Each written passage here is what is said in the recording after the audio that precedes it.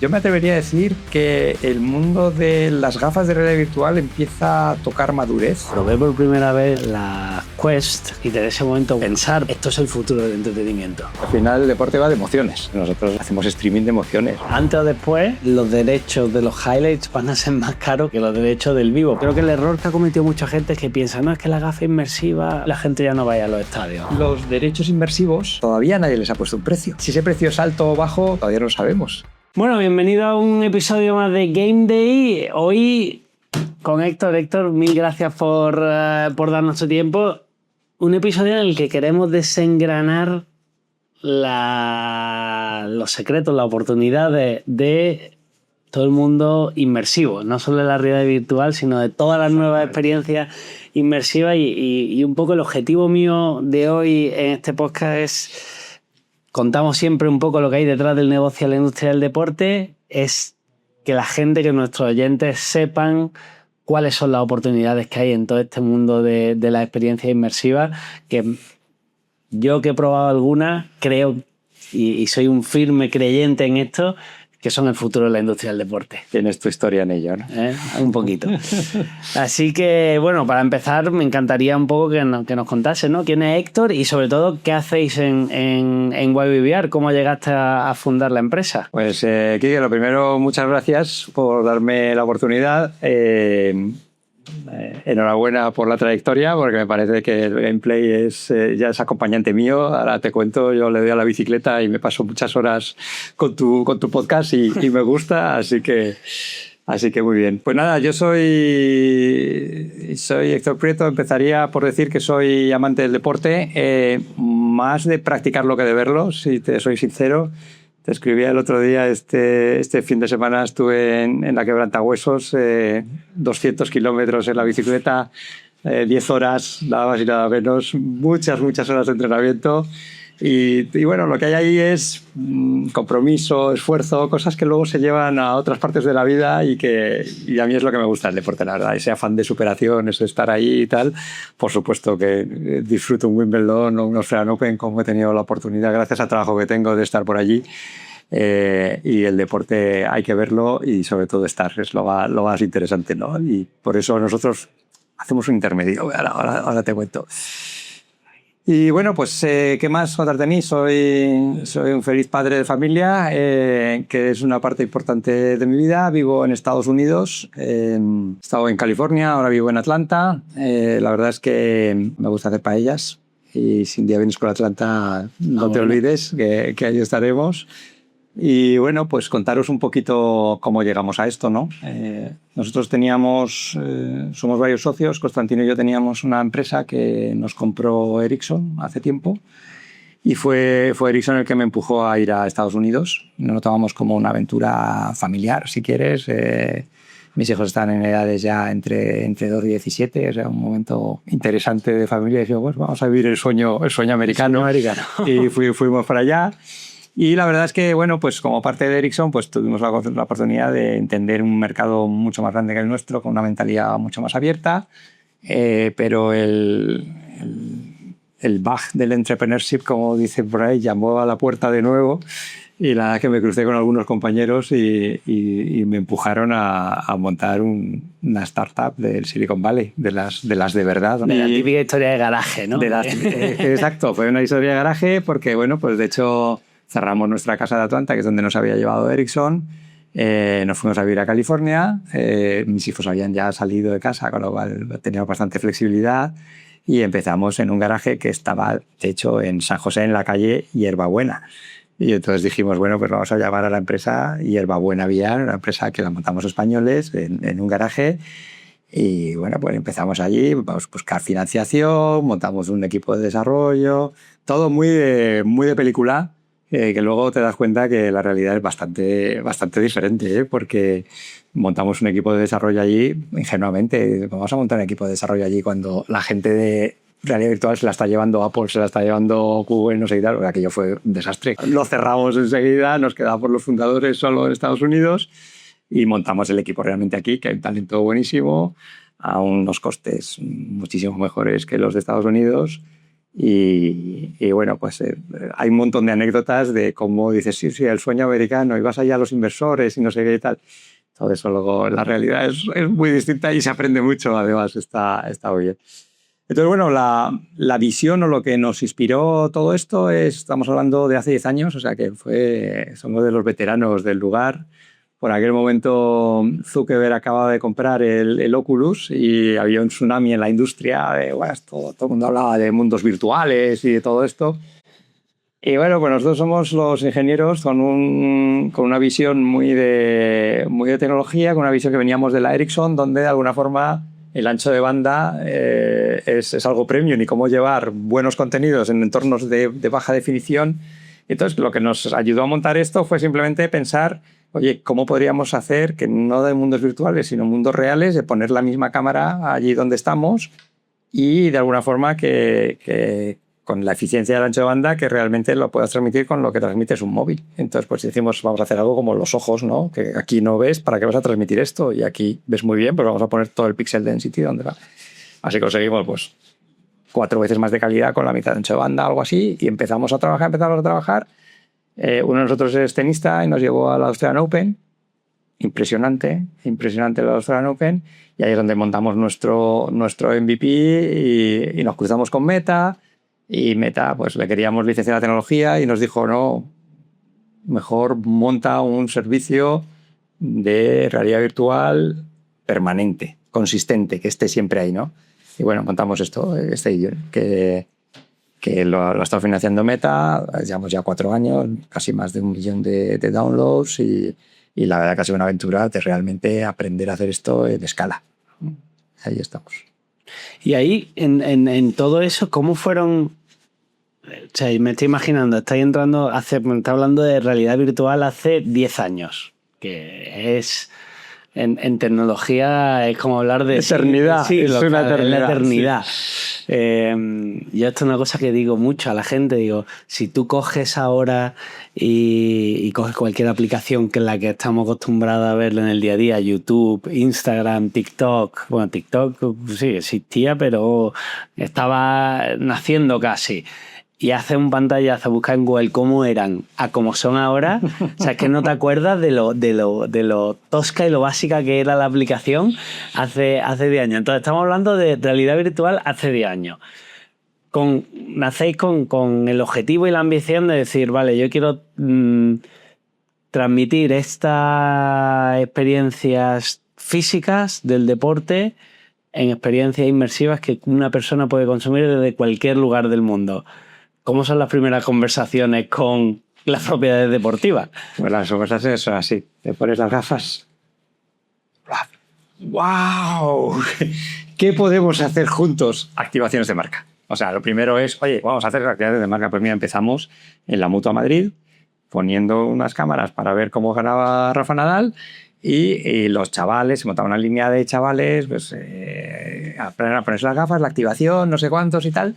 Y realmente sin una ambición de dar un servicio, de no sé qué y tal, sino esto es efecto wow, efecto interesante y tal. Y bueno, y ha sido ya más recientemente cuando de alguna forma empieza el mundo de los derechos inmersivos. Esa es una historia que te quiero contar porque merece la pena. Pero muy al principio era, wow, activación de marca y oye, pues marcas que se asocien con esto, sponsorización, cosas así, pero a ver esto. Y tenemos un montón de anécdotas. Yo me acuerdo, por ejemplo, con esto que te cuento de Rafa Nadal, me acuerdo de una final en la Mutua cuando ya era de tarde, y había un grupo de personas más o menos mayores que estaban allí hablando, pero no hablaban de Rafa. Hablaban, ¿has visto el rey con quien viene hoy? ¿Y has visto no sé cuántos? ¿Y has visto tal y tal? Y entonces a mí me hizo gracia, pero luego les pregunté, oye, ¿quiénes sois vosotros? Y tal. Y dice, no, es que somos los padres de los cogepelotas, aquí nos conocemos a todo el mundo y no sé qué y tal. Y realmente a lo que iban con esto es a ver como si estuvieran allí, porque realmente el director te presenta la competición. Pero es que muchas veces cuando estás en un entorno como Mutua Madrid, lo que quieres ver es un poco qué pasa alrededor, ¿no? Sí. Y entonces este fue un ejemplo para mí que fue como un aha moment. Esta gente lo que quiere es mirar a otro sitio, no lo que les dice la tele, ¿no? Y bueno, pues fue una de las... Bueno, yo creo que eso, si coges la Fórmula 1, por ejemplo, Postureo. ¿Cuánta gente va a la Fórmula 1 porque entiende de Fórmula 1 o porque sabe lo que es un embrague? O sea, la mitad de la gente que estaba en el paddock en el Gran Premio de Mónaco, estoy seguro que no sabía.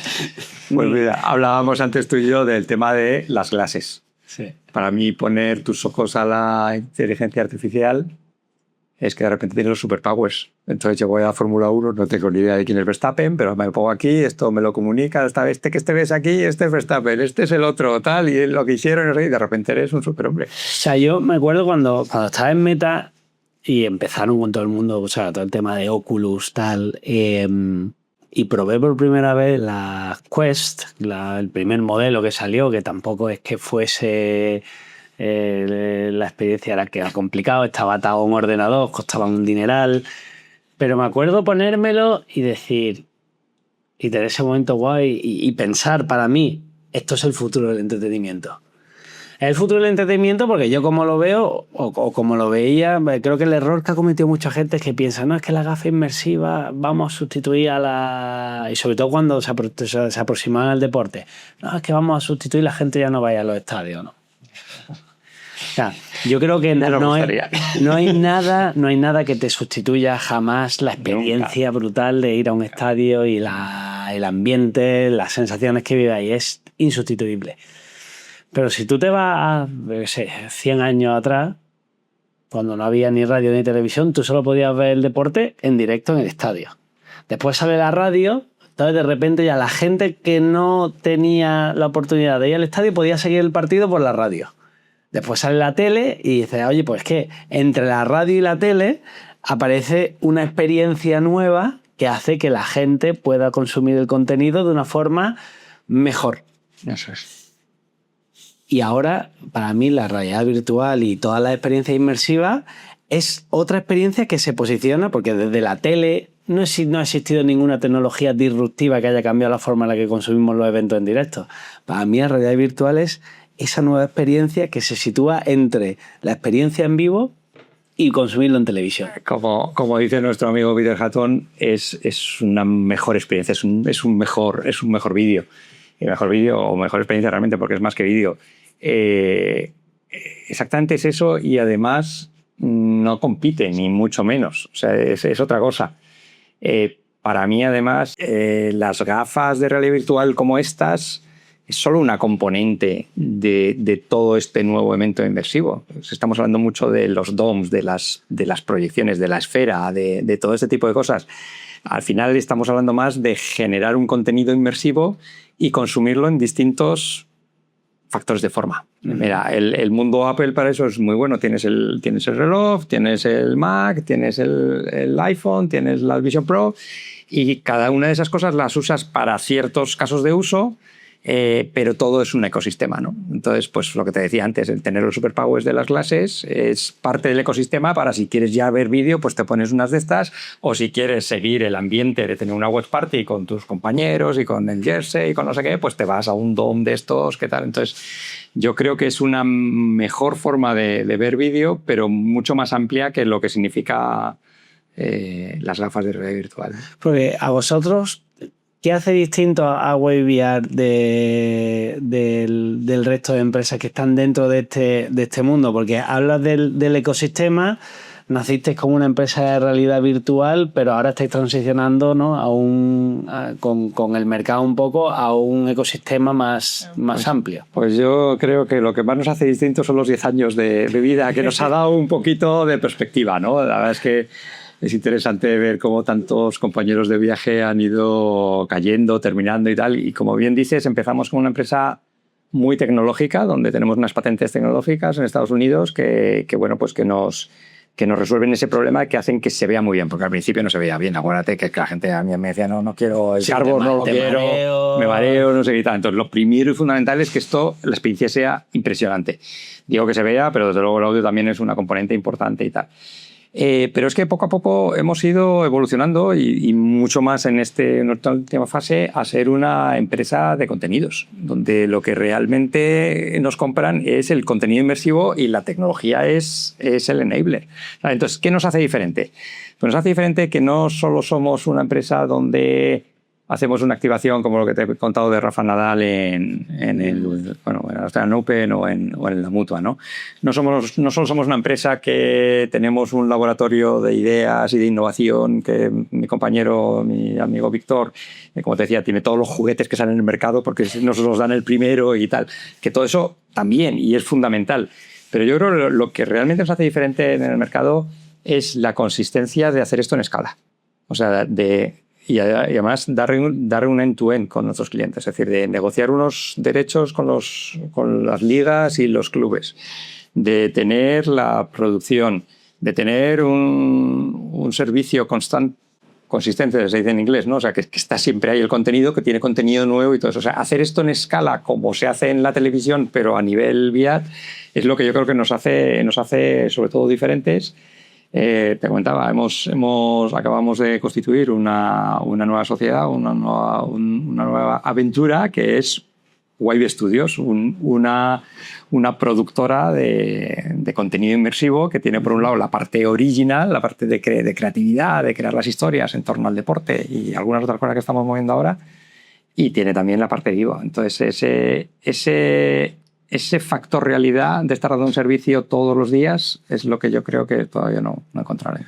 Y hablaba antes del futuro de los derechos en realidad virtual, que lo has mencionado brevemente. Ahora hablas también de que estáis centrando sobre todo en la parte de contenido. La industria del deporte, que es una industria que el modelo tradicional de derecho de televisión cada vez lo vemos más en estrés. ¿Qué oportunidades crees que ofrece una tecnología como la realidad virtual y las tecnologías inmersivas para la industria del deporte?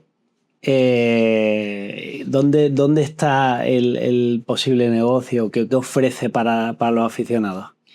Vale, pues yo creo que, por supuesto, no a revenues, eso está muy claro, ¿no?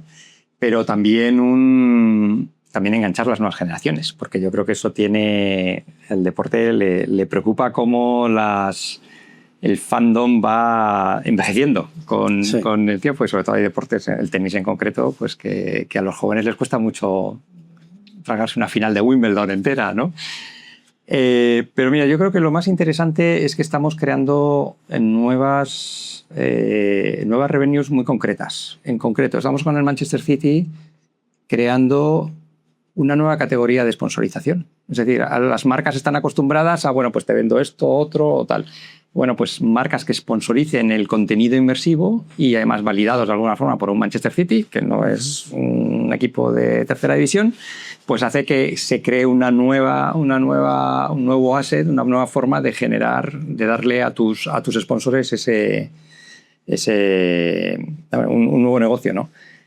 A mí uno de los dos que más me interesan, uno diría yo que es el de los virtual tickets, es decir, el que tengas un mejor servicio, es decir, pues imagínate que un DAZN, pues de un DAZN Premium que está metido, o un Sky, por poner alguien que me queda mucho más cercano, que Sky de pues la Bundesliga en realidad virtual y se paga por eso, ¿no? Que tengas todos los partidos y que algunos de ellos sean inmersivos y qué tal, ¿no? Ese es uno. Y a mí, ahora que hemos hablado mucho de los DOMs, el tema del Watch Party, te quería contar un ejemplo muy cercano. Estuve el otro día en Atenas para la Final Four. Y esta Final Four fue un pelín diferente, bastante emocional, porque llegó el Valencia. Y sabes que Juan Roig, que es el dueño de Mercadona, ha montado el Roig Arena. Y bueno, le veías allí con esa sonrisa de arriba abajo porque su Valencia había llegado a la Final Four, ¿no? Y claro, pues en el Roig Arena, por supuesto que habría una watch party con unas televisiones como se hace esas watch parties, ¿no? Pues imagínate que esa watch party fuera tan inmersivo, o sea, que realmente tengas ahí una especie de dome donde realmente pues, los de Valencia pueden estar disfrutando casi como si estuvieran en... A mí ese es de los casos de uso que me parecen más cercanos, más concretos y más monetizables. Se llama, vamos, con la esfera y lo que se ha invertido y todo. Yo no he visto, no he tenido la oportunidad de ir todavía, pero la verdad que me apetece participar en uno de esos eventos para entender lo que es, porque efectivamente yo creo que el entretenimiento va cada vez más hacia eso, hacia una experiencia inmersiva que puedes compartir. Es impresionante lo de la esfera. Hay unos números por ahí, bueno, aparte de que la inversión ha sido completamente descomunal y tal, pero es que con la película que tienen ahora, que es El Mago de Oz, una película que ha hecho los de Google, con los que estamos trabajando también, hace $2 millones todos los días en tickets. $2 millones todos los días. Entonces, no creo que les salgan los números de los 2,5 billones que han invertido en la esfera, pero la industria ha hecho así, se ha puesto a mirarlos y dice, porque la esfera a lo mejor no hace falta que sea tan grande como el Movistar Arena, que son 23.000 asientos. Entonces hay una tendencia de hacer esferas mucho más pequeñitas, mucho más tal, y a mí me está llegando empresas que quieren contenido para esas esferas. Ayer mismo tuvimos unos canadienses aquí que están integrando esferas de distintos tamaños, incluso en el sector residencial alto. O sea, yo vivo en Estados Unidos y en la zona que vivo yo, pues la gente tiene un cine en su casa. Pues el tema de tener una mini esfera en tu casa, entonces sí que es un servicio súper premium, pero esto no está muy lejos, es lo que te quiero decir. No lo había pensado en ya tener la esfera directamente en tu casa. Pues yo lo empiezo a oír bastante y de hecho el canadiense que vino es un integrador de tipo de soluciones y claro, lo que quieren es que haya contenido y por eso me parece que las gafas de realidad virtual es la primera parte, pero como dicen mis amigos de Fiverr, te lo tienes que atornillar en la cabeza y eso es un poco... quiero decir que es una fricción. Sí. Claro, al superfan, fenomenal, pero no es como esto, que lo vamos a tener todos. Sí.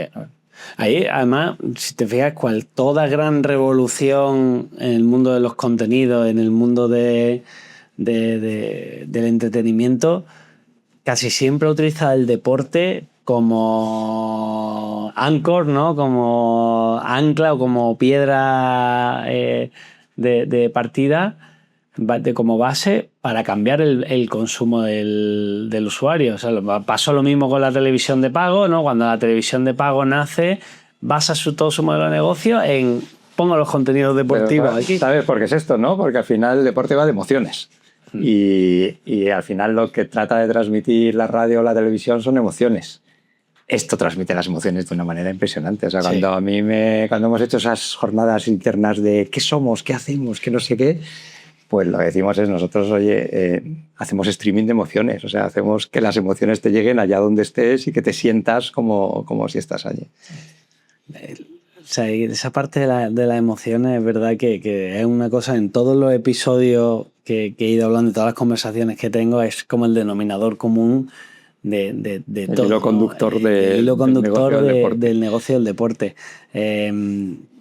Y el otro día hablaba con una persona de un club importante en México y decía, es que nosotros no somos dueños del club o no somos los guardianes de una serie de emociones que hacen que la gente venga y consuma este contenido, ¿no? Y es verdad que en un mundo en el que todo lo consumimos, esto lo digo yo muchísimo, en un mundo en el que todo se consume bajo demanda, el deporte es lo único que sigue consumiéndose en directo, que tiene la fuerza para decirle a la gente, oye, tienes que venir a esta hora, en este sitio, o poner delante en la televisión para ver el contenido. Fíjate que hemos descubierto, contra todo pronóstico, al menos por mi parte, todas estas patentes tecnológicas y todo nuestro foco de empezar en el deporte, en Australian Open, que empezamos nosotros y tal, nuestra obsesión era por el vivo y que la plataforma realmente tenga el vivo con la mínima latencia y todo esto.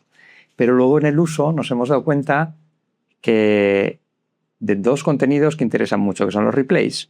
Que claro, pues muchas veces no tenemos tiempo de estar en el partido y luego nos vamos a YouTube a ver esto. Bueno, pues este es como un mejor YouTube, que realmente lo pones y lo ves desde un lado y desde otro y tal. Entonces, mucho consumo de los replays.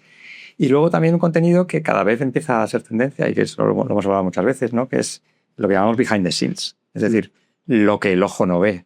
Muchas veces, pues, cuando tienes un buen acuerdo con las ligas o con los torneos y te dejan poner la cámara donde el ojo no ve, y eso para los fans eso es fantástico, o las historias de los jugadores o todo esto, pero de una forma tan cercana como que lo tienes aquí, ¿no? Entonces ese tipo de contenido, tío, aunque empezamos muy con la idea de vivo, pues oye, creo que el contenido, incluso la monetización, no todo es vivo.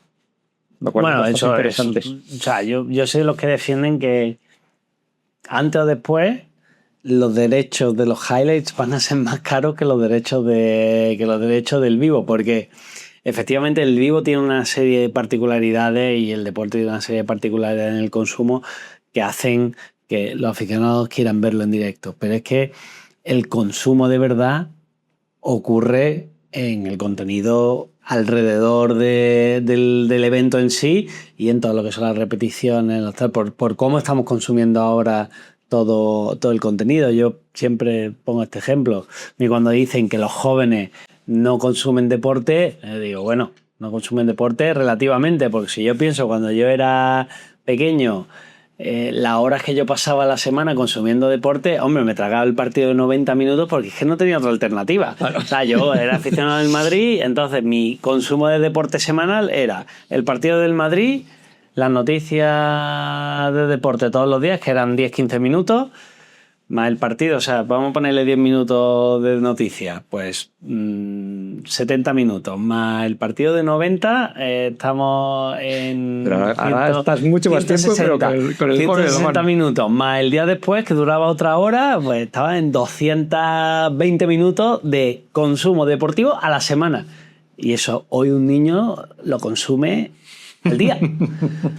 Porque se pega todas las horas consumiendo highlights en YouTube, TikTok, Instagram, el contenido que publican los jugadores, el contenido que publican los creadores de contenido, el contenido que publican los equipos. O sea, ya no es el partido en directo y ya. Yo estoy contigo que... El abanico es enorme. Y luego la inflación del precio a los que están llegando los derechos, llega un momento que está tocando techo, o tiene que estar tocando techo. Entonces, de hecho, se están buscando activamente otras revenue streams y es un poco donde aparecemos nosotros. Aquí, en todo este camino que habéis tenido, ¿no? 10 años trabajando en la industria del deporte, desde el inicio que la gente se ponía la gafa y se mareaba a lo que tenemos hoy, que la gente de verdad puede consumir. ¿Cuáles son las cosas de las que te has sentido, los milestones, las cosas de las que te has sentido más orgulloso? O decir, oye, es que este evento que hicimos con esta propiedad deportiva fue una cosa fuera de lo común. ¿Cuáles han sido los momentos que tú has dicho, wow?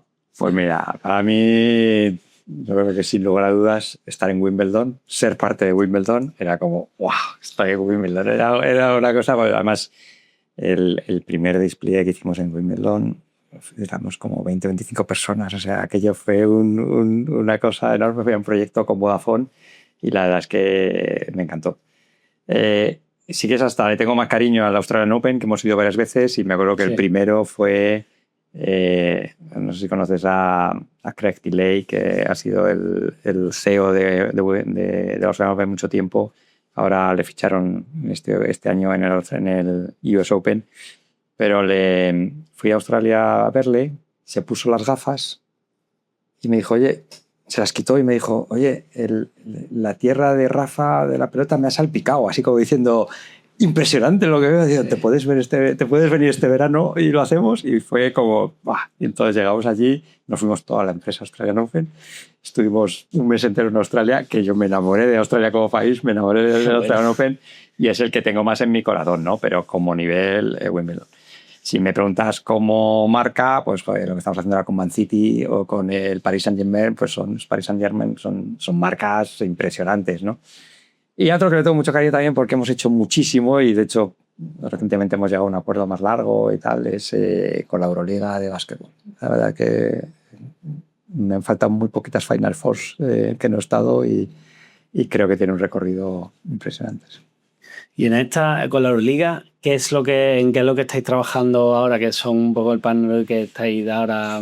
Pues mira, la Euroliga, desde que está Chus, que es un tipazo, la verdad es que veo que tiene una proyección bastante impresionante después de muchos años de estar ahí, pero que ahora yo creo que tienen un plan muy fuerte digital.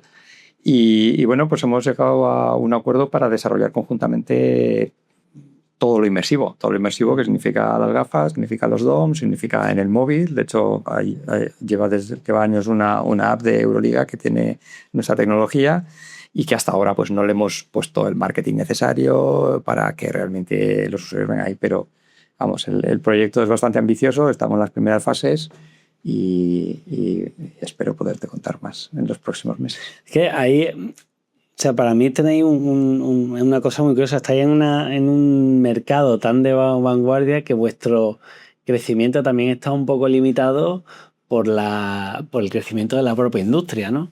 ¿Cómo te harías una fotografía ahora si tú le tuvieses que explicar el mundo inmersivo de realidad virtual a alguien que no tiene ni idea de esto? ¿Cómo le diría, oye, esta es la fotografía de cómo está el mundo inmersivo a día de hoy? Pues tienes toda la razón del mundo. O sea, la verdad es que a veces me siento o nos sentimos con la responsabilidad de que estamos siendo los que está creando esta industria. Por supuesto, lo que ha hecho un Meta, un Google, un Apple tiene muchísimo más valor que nosotros, pero al final el llevarlo a las IPs, que es donde estamos nosotros, entre el punto intermedio entre las grandes plataformas, entre los Meta, los Google, los Apple, los Pico y los Manchester City del mundo, las IPs o incluso de Circo de Sol, que luego te contaré, ¿no? Entonces, sí es verdad que a veces tiene uno la frustración de decir, oye, si es que el mercado no está y yo soy demasiado pequeño para crearlo, pero por otra parte tienes como la responsabilidad de decir, bueno, pero es que con esta tecnología es cuestión de buscarte los apoyos y irlo haciendo, ¿no? Entonces, ¿cuál es el landscape? ¿Cómo estamos ahora? Yo me atrevería a decir que el mundo de las gafas de realidad virtual empieza a tocar madurez. Empieza a tocar madurez porque ya no es solo Meta, ya hay una variedad de dispositivos grande. O sea, el Android XR pues hace que al ser un sistema abierto pues empieza a haber muchas. También es verdad que esa madurez no es la madurez que hubiéramos buscado hace 10 años en cuanto a volumen. O sea, que es una madurez, pero ya está, el caso de uso está más claro, es para casos más... bueno, pues... El precio de esto no es como para que lo tengamos todos en nuestra casa. El de otros sí. Pero quiero decir que no es para... No vamos a pasar las 3 horas del partido siempre con las gafas y tal, que desde luego tenemos un montón de... Vamos, la media de hacer son 40 minutos en tiempo y cuando hay un partido, que es mucho tiempo, ¿no? Sí. Pero yo diría que empieza a haber una madurez en cuanto a este tipo de gafas. Empieza a haber una promesa mucho más grande en cuanto a estas, en cuanto a las de Artificial Intelligence, con lo que te decía, te pones esto y tienes superpowers. Estas se están vendiendo este año del orden de 20 millones de las Meta, Ray-Ban y las Oakley y todo ese tipo de cosas. Esto yo creo que va a ser una parte del ecosistema que el año que viene se habla de 20, 40 millones de ventas, o sea que realmente esto sí que va a ser masivo. Y luego yo creo que todo el tema de los DOMs que te estoy contando me parece que está empezando a verse mucho más. La tecnología no es que sea la misma en el dispositivo, pero en todo lo que es el backend, todo lo que es lo que nosotros llamamos el Web Media Center, o sea, todo lo que es la preparación de inserción de anuncios, de valor añadido, de estadística, de todo eso es muy reusable, por supuesto con geometrías diferentes y con un trabajo de detalle diferente aquí que en los DOMs. Pero yo creo que ese es el landscape. Empezamos a estar en un entorno más maduro, más de nicho para las gafas, más grandes para y con un porvenir, creo, que el que más nos interesa, que es el de los DOMs, donde no te tienes que atornillar el dispositivo. O sea, yo me acuerdo, además viví esos años en Meta, ¿no? Cuando está el rebranding, el metaverso. Todos recordamos el vídeo de Mark hablando del mundo virtual y la gente que vaticinaba el fin del mundo porque la gente ya no iba a ir a los sitios, iba a solo consumir contenido en el metaverso. La pandemia, que fue también como un acelerador de un montón de experiencias de estas que luego se desinflaron porque la gente, pues en cuanto pudo salir a la calle, dejó las experiencias digitales como de un lado. O sea, por un lado has tenido players que como tú dices, han empujado mucho por el mercado, pero también en el camino se han equivocado y han destruido, no han tenido la paciencia de mantener la inversión o decir, oye, esto puede llegar de verdad a algo, y han acabado también destruyendo parte del ecosistema, ¿no? O sea, al final en todas las industrias, sobre todo las nuevas, son cosas que pasan, de momentos de pico, de valle. Ahora mismo, para ti, ¿dónde estamos? ¿Estamos más en un momento de pico de efervescencia o más en ese valle? Yo creo que ha pasado y además es fácil criticar a posteriori de lo que dices tú, de las grandes empresas que ahora hacen esto y cambian y tal, pero oye, demasiado que han creado el mercado. O sea, que en ese sentido yo me quito el sombrero y creo que ha sido un camino tortuoso, pero yo creo que estamos pasado el hype y ya creo que estamos como por aquí, ¿no? Te decía que esto lo veo en un momento de madurez y es una pena que aquí no te pueda sacar pues todo lo que tenemos, porque como te digo, nuestro CTO le llegan juguetes todos los días. Los juguetes que están llegando en octubre, los que están llegando en febrero del año que viene, ya son unas gafas de realidad virtual muy ligeritas, muy agradables, con una... Yo creo que dejan viejas a estas, para que te hagas una idea, con un field of view mucho más amplio y una calidad ya impresionante. Y lo único, bueno, pues que no tienen un precio, no van a tener un precio que nos gustaría súper bajo, con lo cual pues, va a ser para ciertas élites y un caso de uso pues concreto. Pero yo creo que ya estamos en esa fase un poco... Quiero pensar que estamos en esa fase en cuanto a dispositivos de esto. Yo creo que en cuanto a los DOMs se está descubriendo ahora. Y en la fase que está más interesante, y ahí es donde realmente nos hemos posicionado, es en el valor del contenido inmersivo. Porque precisamente con todo el ruido del metaverso, con todos los cortes de budgets que ha tenido Meta y la mirada hacia inteligencia artificial que ha hecho que les hagan muchos profesionales fuera y que todo esto, el periodista ha empezado a hablar de que el metaverso está muerto y asociar que el metaverso y las gafas de realidad virtual es lo mismo y tal, cosa que está muy lejos de la realidad, pero todo eso hace que los derechos inmersivos todavía nadie les ha puesto un precio. Y si ese precio es alto o bajo, todavía no lo sabemos. Y es ahí precisamente donde estamos posicionando nosotros. Ahí es donde estamos llegando a las ligas y le estamos diciendo, oye, hagamos negocios. Y hasta aquí puedo leer, ¿no? Tampoco quiero dar demasiadas pistas. Hagamos negocios porque precisamente todavía no se sabe cuánto valen esos derechos. O sea, pero ahí efectivamente vemos que hay un mercado y una posibilidad de crecimiento brutal. Porque yo te lo digo a nivel personal, para mí es sin duda el futuro del entretenimiento, porque la experiencia que tú puedes ofrecer es mucho más cercana al estadio que verlo en tu casa en una televisión, que te pone una televisión, pantalla gigante, tal. Entonces, claro...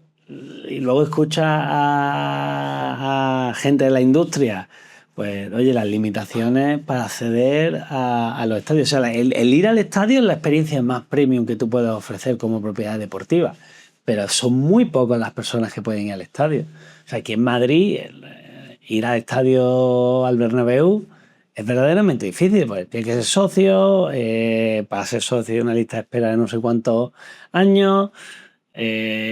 No solo eso, sino que los precios de las pocas entradas que hay no son accesibles. O sea, el poder extender este concepto del estadio infinito, la tecnología antes o después lo va a permitir.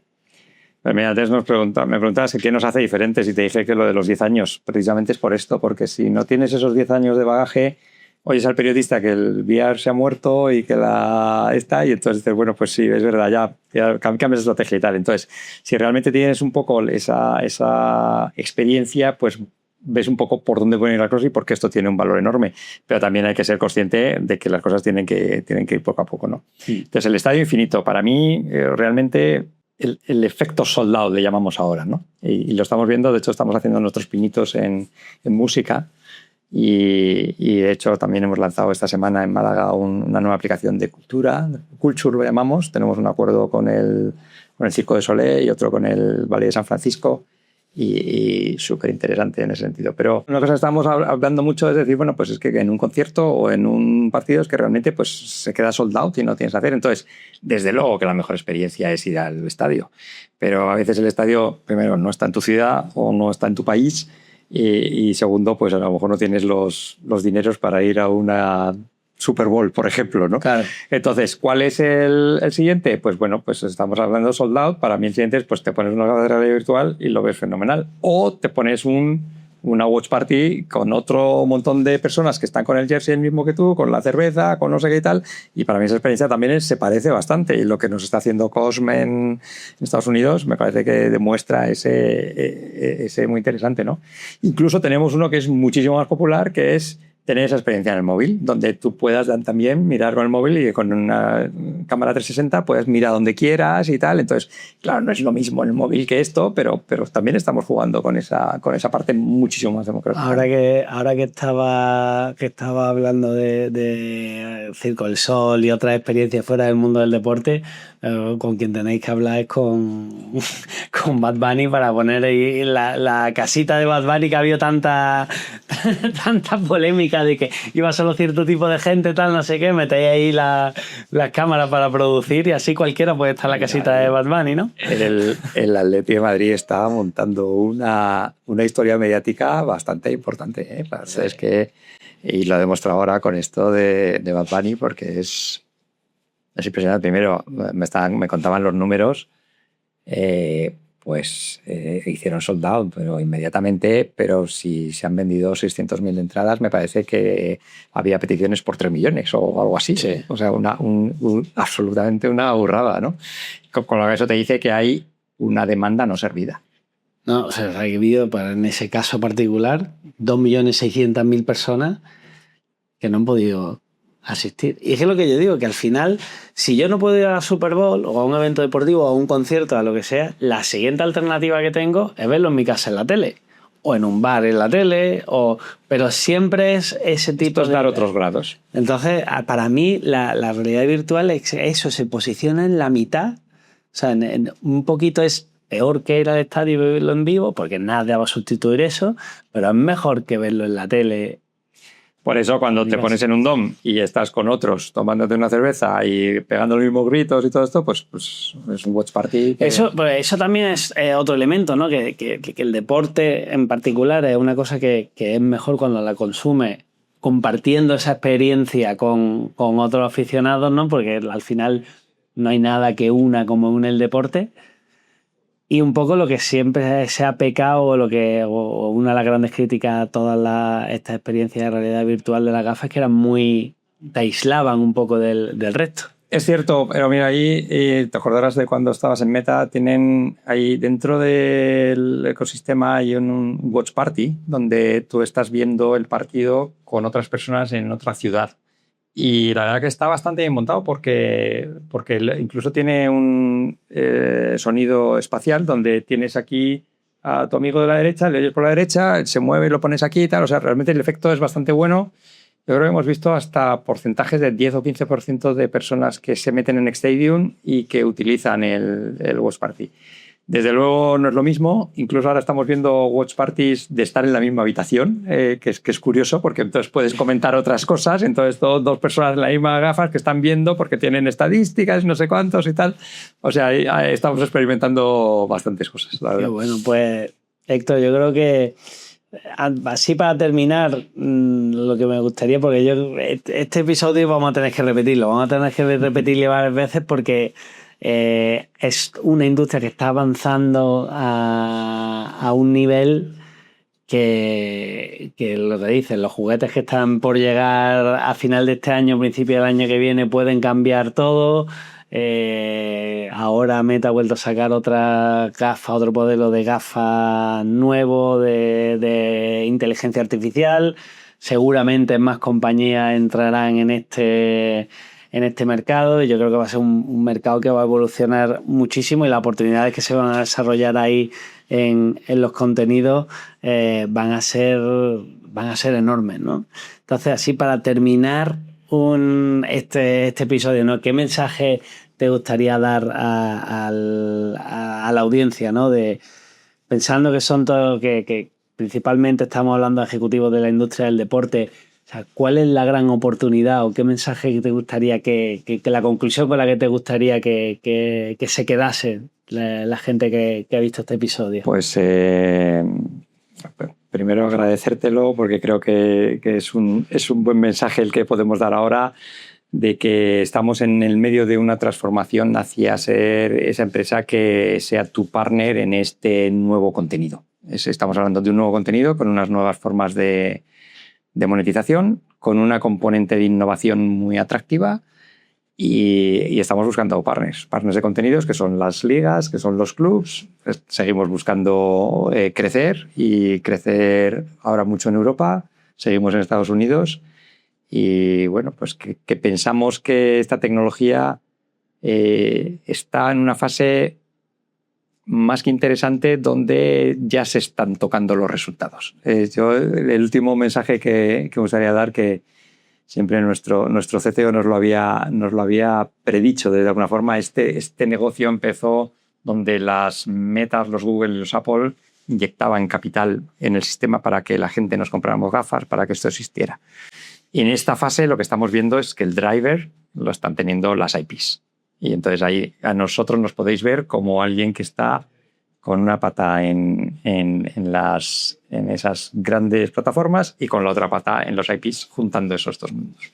Entonces aquí estamos para el que nos necesite. O sea, yo voy a añadir solo que para mí, sin duda, estamos ante la tecnología que va a cambiar el futuro del entretenimiento, precisamente por eso, porque se posiciona entre la mejor experiencia, que es el consumir el evento en vivo, estar en el sitio, y la siguiente mejor experiencia, que es las que tenemos ahora de poder verlo de televisión y tal. Así que enhorabuena por estos 10 años y os seguiremos muy de cerca y repetiremos esto en unos meses porque ya nos ha anticipado que va a haber novedades importantes en los próximos meses, así que seguramente cambiará mucho esta conversación.